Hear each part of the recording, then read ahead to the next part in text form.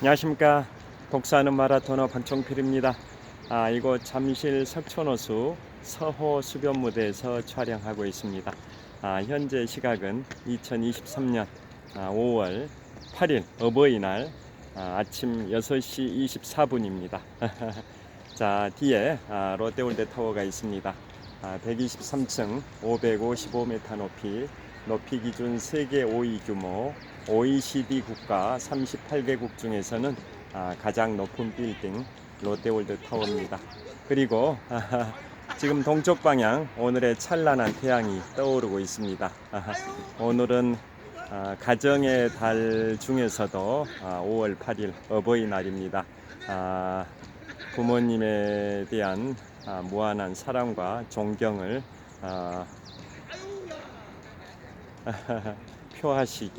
표하시는 뜻깊은 의미 있는 날이 되시길 빌겠습니다. 자, 이곳 잠실 석촌호수 서호에서 제가 자전거를 타고 잠실 한강공원을 통해서 한강 자전거길을 달리면서 계속 촬영하도록 하겠습니다. 화이팅! 자, 123층 555m 높이의 롯데월드타워 동쪽 방향에서 오늘의 찬란한 태양이 떠오르고 있습니다. 자, 산책하는 분들 꽤 많이 보입니다. 출발하겠습니다.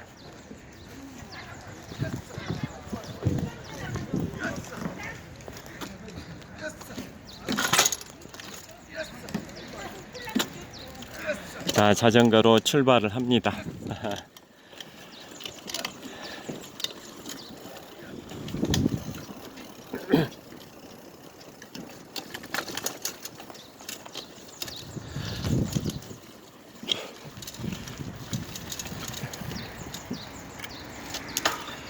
자, 오늘은 제가 2020년 3월이니까 지금부터 3년 2개월 전에 출간했던 세 번째 출간작이니까 2020년 4월 1일입니다.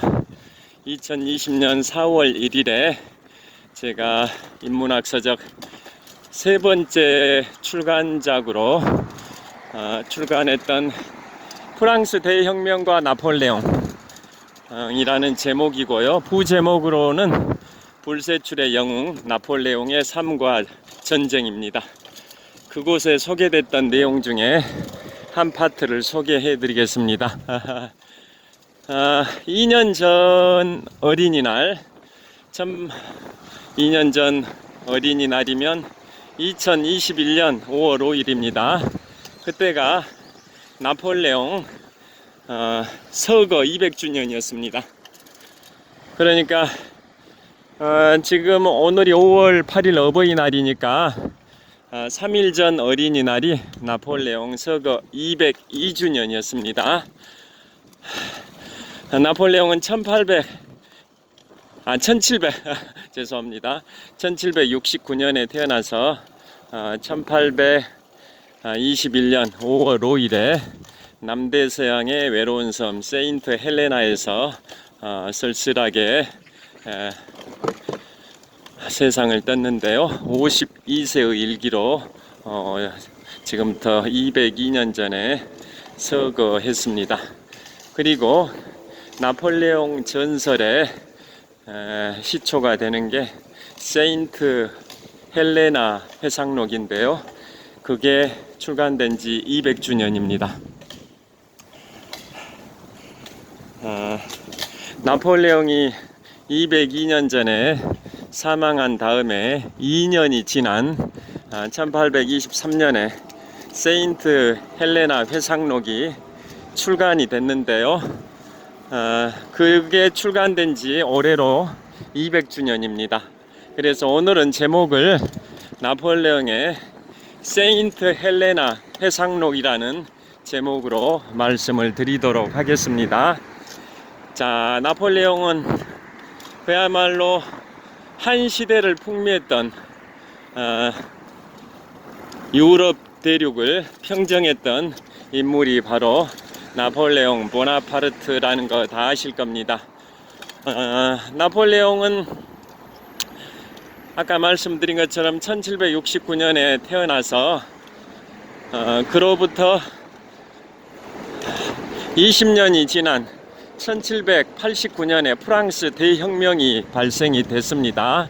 자유평등 박애를 주장하는 민중들에 의해서 1789년 7월 14일 그 당시 바스티유 감옥이 민중들에 의해서 점령이 됐었죠. 그게 프랑스 대혁명의 시발탄이 됐었는데요. 그 프랑스 대혁명의 격동의 시기에 난세 영웅이 난다라는 말이 있듯이 그 시기에 바로 보나파르트 나폴레옹이 활약을 하게 됩니다. 나폴레옹은 25살의 나이에, 그러니까 1794년에 군대에서 장군이 됩니다. 요즘으로 치면 25살의 나이면 군대 육군 병장으로 제대하는 뭐 그런 시기인데요. 보나파르트 나폴레옹은 25살의 나이에 군대에서 장군이 됩니다. 자, 그 다음에 1799년에는 이른바 쿠데타를 통해서 집권을 하게 됩니다. 30살의 나이죠. 나폴레옹의 나이 30살 때인 1799년에 쿠데타를 통해서 집권을 합니다. 보통 우리가 5.16 군사 쿠데타라고 할 때 쿠데타라는 명칭이 바로 나폴레옹의 그 쿠데타를 칭하는 거고, 그 프랑스 나폴레옹의 쿠데타에서 그 말이 유래됐다라는 거 다 아실 겁니다. 군사 반란, 성공하면 혁명이라고 칭하고 실패하면 쿠데타라고 칭하는데요. 나폴레옹의 1799년 쿠데타, 그 쿠데타를 통해서 나폴레옹이 실권을 장악하게 됐고, 그로부터 또 5년 후인 1804년에는 나폴레옹 1세 황제의 즉위를 하게 되죠. 그제 영국의 찰스 3세가 영국의 국왕에 즉위하는 대관식을 거행했는데요. 지금 영국에는 입헌군주제라고 해서 유래가 전 세계에서 유래를 찾아보기 힘든 입헌군주제를 취하고 있는 영국인데요. 영국의 찰스 3세가 황제의 국왕에 등극을 했듯이 지금부터 219년 전인 1804년에 나폴레옹 보나파르트는 30살의 나이에 황제에 오릅니다. 그때가 나폴레옹의 가장 최전성기였었죠. 그때 또 나폴레옹이 했던 가장 위대한 업적이 있습니다. 그게 바로 나폴레옹 민법전을 반포를 하게 됩니다. 그게 바로 근대 민법전의 시초가 됐고 세계 3대 성문법전 중에 하나입니다. 자, 세계 3대 성문법전이라고 하면 고대 바빌로니아 시대의 함무라비 법전, 그 다음에 중세 로마 시대의 로마법 대전, 그 다음에 나폴레옹의 근대 민법전, 즉 나폴레옹 보나파르트의 민법전 해서 이 세 가지가 세계 3대 성문법전인데요. 그 세계 3대 성문법전 중에 하나인 나폴레옹 민법전을 나폴레옹이 황제에 즉위했던 1804년에 반포를 했습니다. 그게 근대 민법전의 시초고, 그게 프랑스에서 독일을 거쳐서 일본을 거쳐서 우리 대한민국에도 상륙을 했습니다. 그래서 현재 우리나라 실정법 중에 가장 방대한 조문을 자랑하는 그 민법이 바로 지금부터 219년 전에 반포됐던 나폴레옹 민법전의 시초를 두고 있습니다. 자, 우리나라 민법전이 실정법 중에 조문이 가장 많은 약 1100개 정도 조문이 있는데요. 나폴레옹 민법전은 그것보다 2배 정도 더 많은 2281개의 조문으로 구성이 되어 있었습니다. 그런데 지금까지 한 200여 년의 세월이 흐르는 동안 민법전을 개정해야 된다, 뭐 이런 논의가 여러 차례 있었습니다만은 그 당시에 만들었던 1804년 당시에 만들었던 나폴레옹 민법전이 거의 완벽에 가까우니까 퍼펙트한 수준이다 보니까 지금까지 200여 년의 세월이 흐르는 동안 개정되거나 폐지된 조항은 하나도 없습니다. 개정되거나 폐지된 조항은 하나도 없고 1970년대 우리 유신헌법 시절이죠. 1970년대 딱 2개 조문이 추가됐을 뿐입니다. 부동산 개발 사업에 관한 계약과 공유재산권 행사에 관한 조항, 이 2개 조항만 추가돼서 현재는 2283개 조문이고, 그 많은 세월이 흐르는 200여 년의 세월이 흐르는 동안 폐지되거나 개정된 조항은 하나도 없을 정도로 거의 완벽에 가까운 법전이 나폴레옹 민법전입니다. 그래서 나폴레옹이 죽기 전에 그러한 명언을 남겼습니다. 내 평생 40번 싸워 이겼다는 명예는 1815년 6월 18일 워털루 전투에서 영국의 웰링턴 장군한테 패배함으로써 그 모든 명예가 사라져 버렸다. 그러나 영원히 남을 것이 하나 있다. 그것은 나의 민법전이다 라는 명언을 남길 정도로 나폴레옹의 민법전은 근대 민법의 시초가 됐고 세계 3대 성문법전 중에 하나의 자리를 차지할 정도로 유명합니다. 여하튼 나폴레옹이 1804년에 30살의 나이로 황제 즉위를 했고요. 그 다음에 계속 영국을 침공하기 위해서 1805년 10월 21일에는 트라팔가르 해전을 치르게 되는데, 안타깝게도 영국이 낳은 최고의 영웅 호레이쇼 넬슨 제독이 막강한 영국 해군을 앞세워서 프랑스 빌레브 제독과 스페인 연합 함대를 무찔러 버림으로써 나폴레옹의 영국 침공 전략은 실패로 돌아가죠. 나폴레옹은 영국에 침공하기 위해서 18만 명의 지상군 병력을 프랑스 북서부 블로니 항구에다 대기를 시키고 프랑스의 빌레브 제독에게 딱 24시간 동안만 영불 해협의 해상 제해권을 장악을 해달라.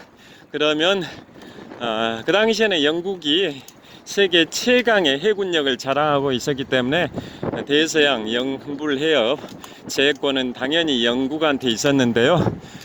그 프랑스의 나폴레옹이 영국으로 상륙하기 위해서는 그 영국이 쥐고 있었던 해상 제해권을 단 24시간만 우리가 프랑스가 빼앗아 오면 된다라고 하고 빌레브 제독에게 스페인과 연합해서 영불 해협의 해상 제해권을 장악해 달라고 했었는데, 그게 세계 3대 해전 중에 하나인 트라팔가르 해전, 즉 1805년 10월 21일에 있었던 트라팔가르 해전에서 영국이 승리하고 프랑스 스페인 연합 함대가 패배해가지고 그게 좌절돼 버렸죠.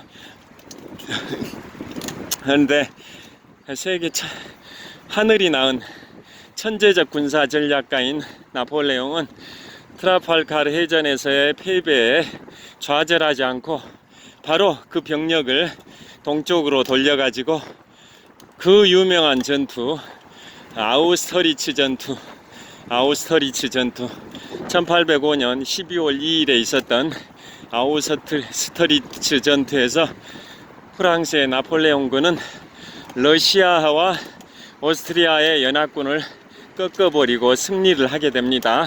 아우스터리츠 전투를 삼재회전이라고 칭하기도 하는데요.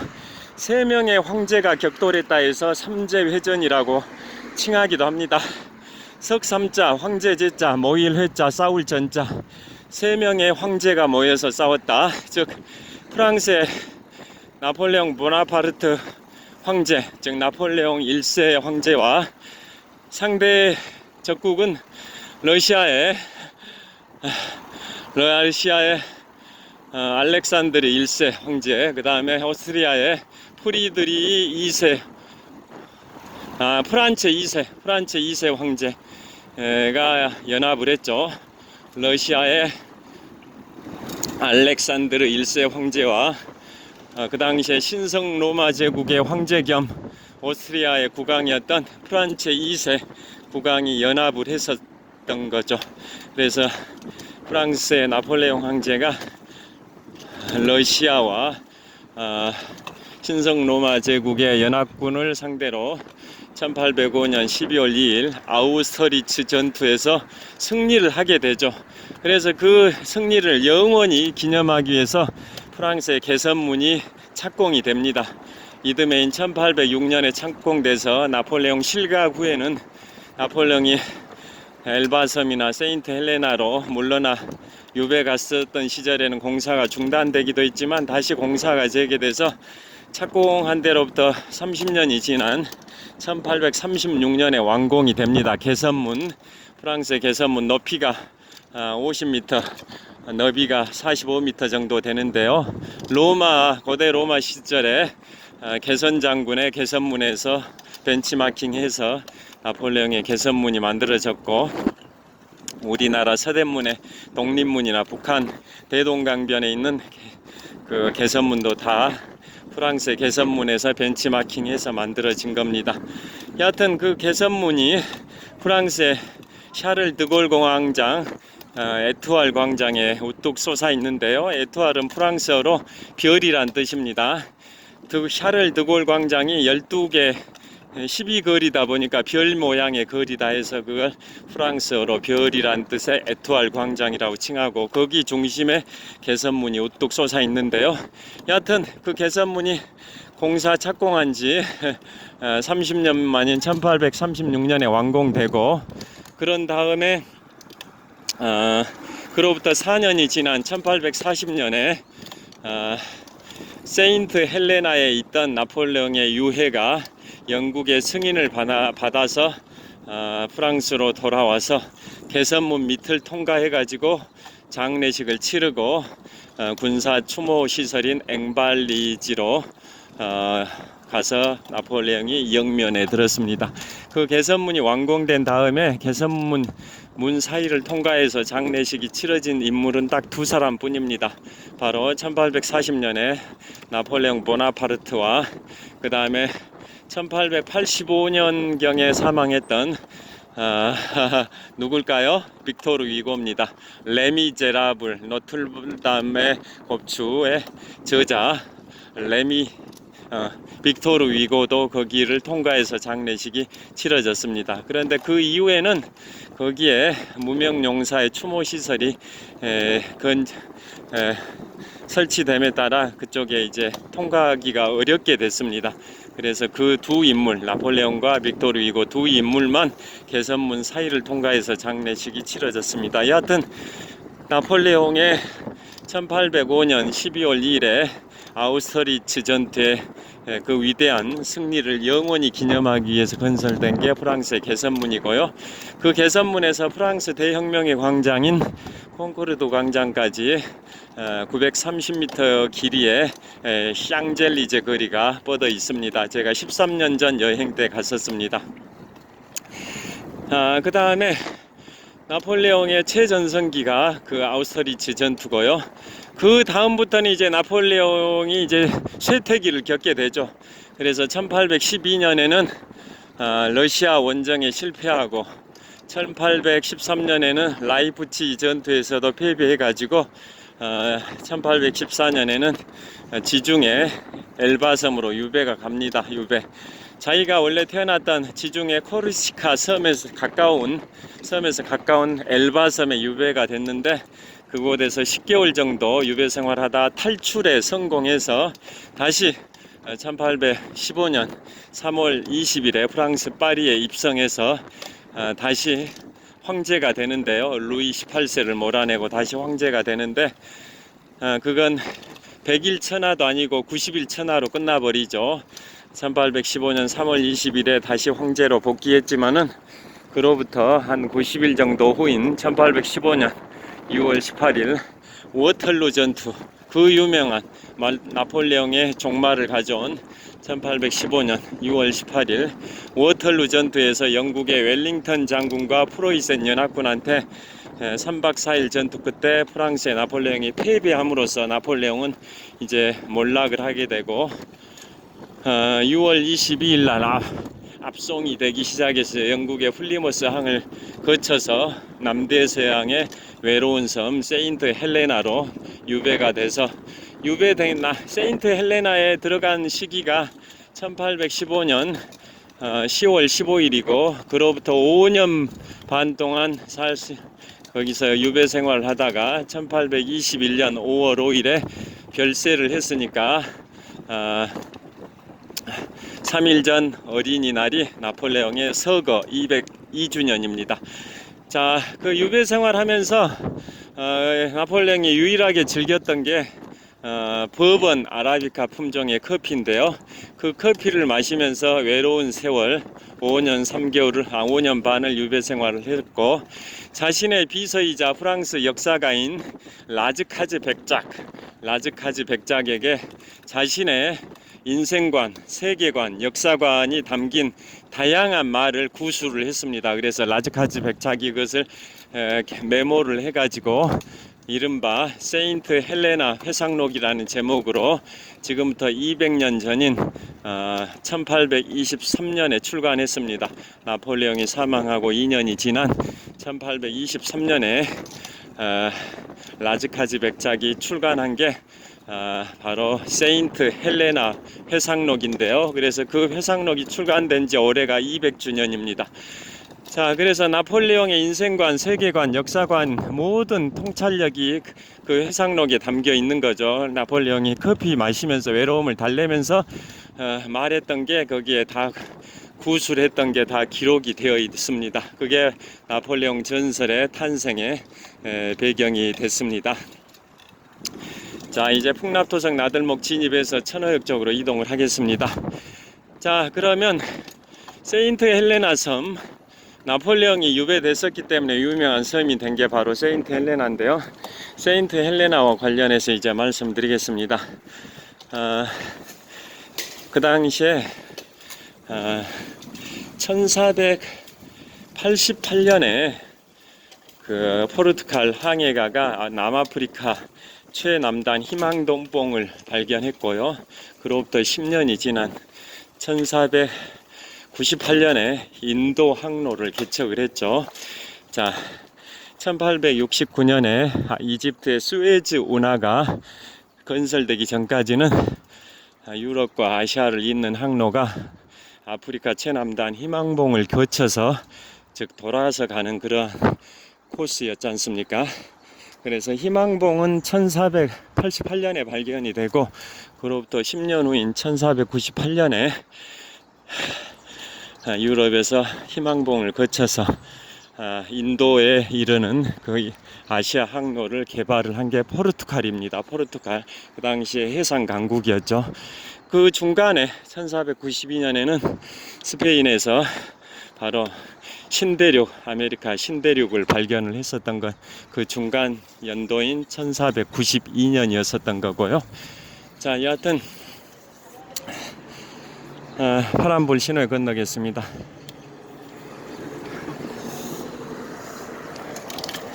자, 그래서 그 당시에 희망봉과 아시아 항로가 개척이 된 상황이었던 그 시절에 1501년에 포르투갈의 무역 선박이 포르투갈을 출발해서 희망봉을 거쳐서 인도에 가서 인도에서 향신료 등을 싣고 포르투갈에 귀환하는 길에, 즉 1502년 5월 21일에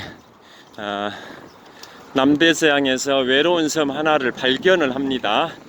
자, 1502년 5월 21일에 그 섬을 발견하는데요. 그 발견한 날짜가 1502년 5월 21일인데 그날이 로마에서 기독교를 공인했던 서기 313년에 기독교를 공인했던 콘스탄티누스 1세 황제의 어머니 성 헬레나를 기리는 축일이었습니다. 축일. 자, 다시 말씀드립니다. 서기 313년 기독교를 공인했던 로마 황제 콘스탄티누스 1세 황제의 어머니인 성 헬레나를 기리는 축일이었습니다. 축일. 그래서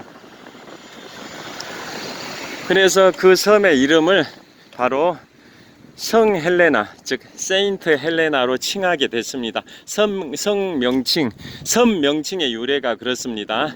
섬 둘레 길이는 45km 정도 되고요. 그래서 그걸 포르투갈이 발견했는데 1502년에, 그러다가 나중에 네덜란드로 소유권이 넘어갔다가 1600년대 후반에는 영국의 동인도 회사로 넘어갔다가 다시 1800년대에는 영국의 국왕의 직할 식민지가 됐고 지금도 영국령인 거죠. 여하튼 그게 1502년에 발견이 되고 그로부터 무려 367년 동안, 수에즈 운하가 1866년에 개통이 됐으니까 그때까지 무려 367년 동안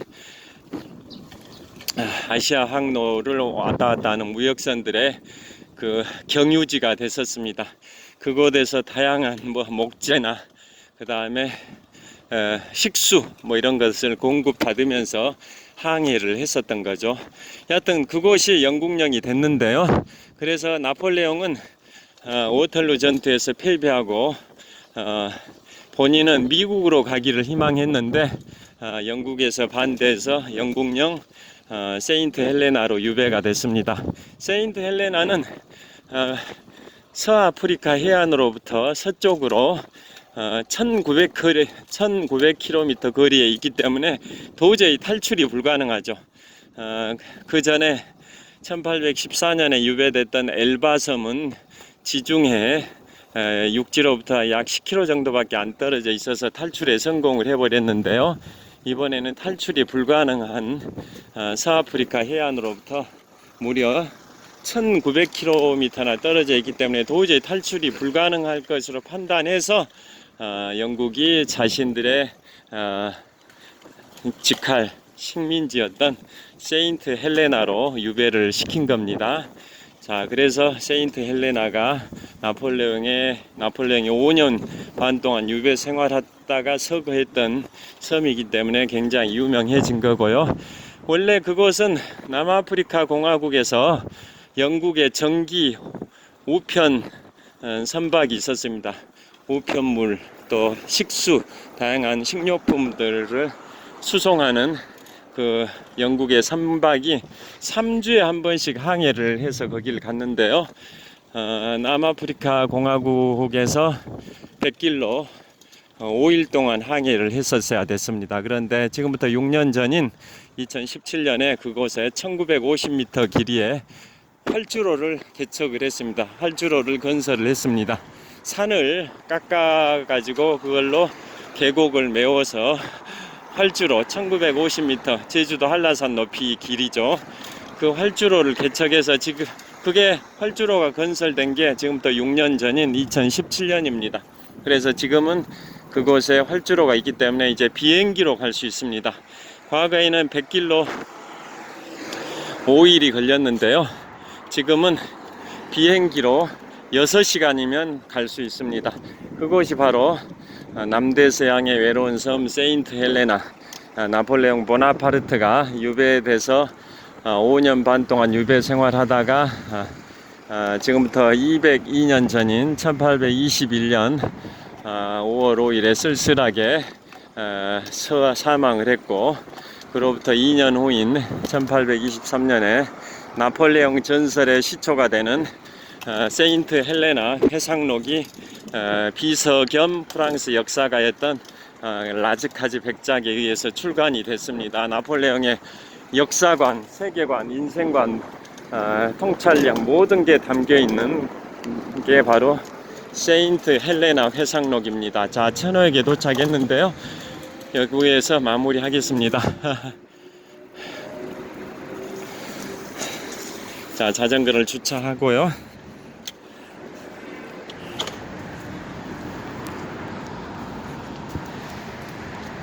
자, 여기에서 마무리하겠습니다. 현재 기온은 12도 정도. 장갑을 안 끼고 자전거 탔더니 손이 약간 시렵습니다. 자, 그래서 나폴레옹이 워털루에서 퇴비하고 세인트 헬레나로 유배될 때 영국의 플리머스 항을 잠깐 경유를 했습니다. 며칠 거기에 머물렀는데요. 그때 영국의 군함을 타고 이제 세인트 헬레나로 압송이 되기 전에 며칠 머물렀던 플리머스 항이죠. 그곳에 모였을 때 그 수많은 사람들이 이제 구경을 나왔습니다. 한때 유럽 대륙을 평정했던 15년 동안 유럽 대륙을 지배했던 시대의 영웅 나폴레옹 보나파르트가 압송되고 있다고 하니까 그 영국 주민들이 다 몰려들었는데요. 그때 나폴레옹이 그 군중들을 향해서 이렇게 목례를 했습니다. 그랬더니 군중들이 이 모자를 벗어서 답례를 했습니다. 그 수많은 군중들 중에서 누구도 나폴레옹에게 모욕적인 욕설이나 이런 걸 한 사람은 없었다고 합니다. 그 정도로 나폴레옹은 한 시대를 풍미했던 영웅으로 적대 국가의 관계, 적대국이었던 영국 국민들로부터도 그렇게 존경을 받았습니다. 그리고 플리머스 항에서 출발해서 세인트 헬레나로 70일 동안 항해를 하는 도중에 영국 군함의 그 함장이었던 해군 제독과 식사를 자주 했었는데요. 해군 제독이 식사 중에 나폴레옹이 먼저 식사를 마치고 벌떡 일어나서 나가도 해군 제독이 이해를 했답니다. 왜냐하면 나폴레옹은 황제 시절에 틸르니 궁전에서 그게 황제 생활에 익숙해가지고 그런 습관이 나온다라고 생각하고 식사 도중에 나폴레옹이 먼저 일어나더라도 그냥 이해를 했고요. 그 해군 제독은 장교들과 함께 또 나폴레옹과 더불어서 저녁에는 카드 놀이를 하면서 시간을 보냈고, 나폴레옹이 가져왔던 꼬냑, 최고의 브랜디죠. 최고의 브랜디인 꼬냑을 같이 즐기면서 세월을 70일 동안 항해를 했고요. 나폴레옹은 세인트 헬레나 유배돼서 아까 말씀드렸던 버번 아라비카 품종의 커피를 즐기면서 외로운 생활 5년 반 동안 유배 생활을 했었습니다. 그 다음에 플리머스 항에서 입항 잠깐 며칠 머물렀을 때 아까 나폴레옹이 목례를 하니까 그 군중들이 그 누구도 욕설을 하지 않고 적대국가 관계에 있었던 프랑스의 황제 출신 나폴레옹한테 모자를 벗고 목례로 답례를 했다라고 말씀드렸는데요. 나중에 그게 빅토리아 여왕한테도 그런 내용이 보고가 됐답니다. 신하들이 빅토리아 여왕한테 어떻게 보고를 했냐면, 우리 영국민들은 다른 나라 사람들에 대해서 정말 굉장히 애의를 갖춰서 대한다. 우리 영국과 적대 관계에 있었던 프랑스의 나폴레옹, 최대의 적이었던 나폴레옹에게 그렇게 존경을 다했다. 우리 영국인들은 그 과거에 고통스러웠던 시대 그 시간들을 너무 쉽게 망각을 해버린다 라는 취지로 그러게 나폴레옹에 관련된 그런 일화를 빅토리아 여왕한테 보고를 했습니다. 빅토리아 여왕 아시죠? 작년에 돌아가신 영국 엘리자베스 2세 여왕의 고조 할머니가 바로 빅토리아 여왕인데요. 1837년부터 1901년까지 64년 동안 영국을 통치했던, 해가 지지 않은 영원한 대영 제국을 건설했던 여왕이 영국의 빅토리아 여왕인데요. 또 빅토리아 여왕이 또 유명한 말을 했죠. 1815년 6월 18일 나폴레옹의 몰락을 가져온 워털루 전투의 승리의 주역이 영국의 아서 웰즐리 웰링턴 공작인데요. 아서 웰즐리 웰링턴 공작은 나폴레옹을 워털루 전투에서 꺾어버렸기 때문에 유명해진 인물인데요. 나폴레옹과 동갑입니다. 나이가 같습니다. 같은 1769년생인데 나폴레옹은 1821년에 52세의 나이로 사망했지만, 아서 웰즐리 웰링턴 공작은 1852년까지 83년 동안 생존을 했습니다. 그러면서 빅토리아 여왕이 집권하기 전에 영국의 수상을 2번이나 했었습니다. 그래서 빅토리아 여왕이 아서 웰즐리 웰링턴 공작에 대해서 이렇게 격찬을 했습니다. 신하로서 웰즐리 공작은 신하로서 오를 수 있는 최고의 지위에 올랐다. 영국의 수상을 2번이나 했으니까요. 즉 1인 지하 만인 지상의 자리에 올랐고 신뢰할 수 있는 군주의 친구였다. 그 시대를 풍미했던 영원한 대영 제국을 건설했던 빅토리아 여왕이 그처럼 웰즐리 공작을 웰링턴 공작을 격찬을 한 겁니다. 신하로서 오를 수 있는 최고의 지위인 수상의 지위, 즉 1인 지하 만인 지상의 자리에 올랐고 군주가 신뢰하는 친구였다. 임금이 신뢰하는 친구였다라고 격찬을 했을 정도로 빅토리아 여왕이 웰링턴 공작을 칭찬했습니다. 그래서 뉴질랜드 수도 명칭도 웰링턴이죠. 웰링턴이라는 명칭 그만큼 영국에서는 나폴레옹 시절에 나폴레옹의 영국 침공을 막았었던 호레이쇼 넬슨 제독과 트라팔카르 해전의 영웅 호레이쇼 넬슨 제독과 또 나폴레옹의 몰락을 가져왔던 워털루 전투의 승리의 주역인 아서 웰링턴 공작을 그렇게 굉장히 존경하는 인물입니다. 자, 오늘 현재 시각 2023년 5월 8일 어버이날 아침 7시 막 지났습니다. 오늘 어버이날 부모님의 사랑에 대하여 보답하는 뜻깊은 의미 있는 하루 보내시길 빌겠습니다. 시청해 주셔서 감사합니다. 화이팅! 자, 현대백화점 천호점입니다. 감사합니다.